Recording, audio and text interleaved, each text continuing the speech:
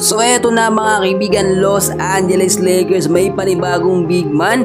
Kahit nagsimula na ang preseason ng game, Miles Turner humabol pa sa trade ng Lakers. And bago natin yung pag-usapan mga kaibigan, pa-like and subscribe po muna, then pa-hit na rin po ng notification bell. Maraming salamat po. Well mga kaibigan, nasop na alam naman natin nagkakaroon ng malaking problema etong Los Angeles Lakers dahil sa kanilang sunod-sunod na pagkatalo sa preseason game ng NBA. Sa una at sa pangalawang laban nila mga kaibigan, nakita natin hindi maganda ang pinakita ng mga rookie.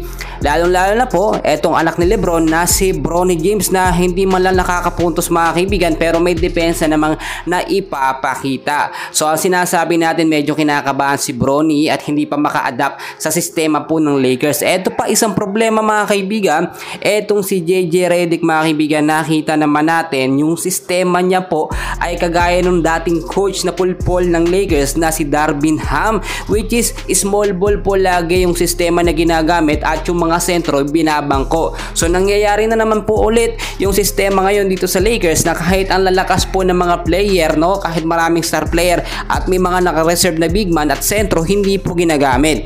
Sa uling naging laban nga po ng Lakers mga kaibigan, so far nakita natin kung nakapaglaro yung mga star player tulad na lamang po mga kaibigan nito nga pong si Anthony Davis at si LeBron James ng mahaba-habang oras ay makakasigurado tayong panalo ang Lakers at talagang matatambakan nila yung kalaban. Pero nakita natin dito, binigyan nila ng pagkakataon yung mga rookie ng Lakers mga kaibigan, yung mga bagong pasok, no, para makita nga ba kung ito yung magiging qualified sa mga susunod na laban. At dahil nga po sa next game ng Lakers mga kaibigan ay makakalaban po nila ang kupunan po ng Milwaukee Bucks. Ay ito hindi ganun kalakasan na kupunan, no.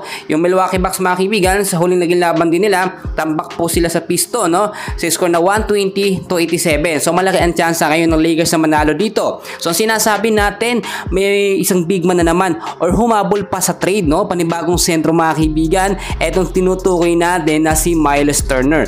Matagal na po itong rumors at matagal nang napapabilitan na i-trade nga sa Lakers mga kaibigan, pero isa sa katuparan lamang yan sa panibagong coach na si JJ Redick. So hindi naman nakakapagtaka ngayon kung bakit itong si Redick, no, kahit meron tayong Jackson Hayes, merong Kylor Kelly, meron po nga Christian Coloco, hindi ginagamit mga kaibigan, bagos nakasabangko lamang, kumukuha pala or nagpaplano pala ng ibang sentro or big man.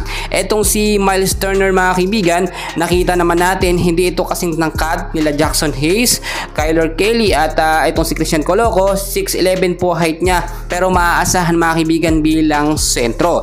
Marami din nagsasabi mga kaibigan kung ito yung makukuha, siguro may magpabago or magkakaroon ng pagbabago sa sistema nga po, no, ng Lakers. At dapat daw sana sa magiging next game nga po ng Lakers kontra sa Milwaukee Bucks, dapat gamitin po, no, na forward itong si Anthony Davis at isama sa lineup si Coloco o kaya naman si Jackson Hayes, pwede rin si Kylor Kelly. Inaabangan po yan ng mga fans kasi bakit kinuha pa, bakit nandiyan yung appearance sila pero hindi naman nakakapaglaro sa loob.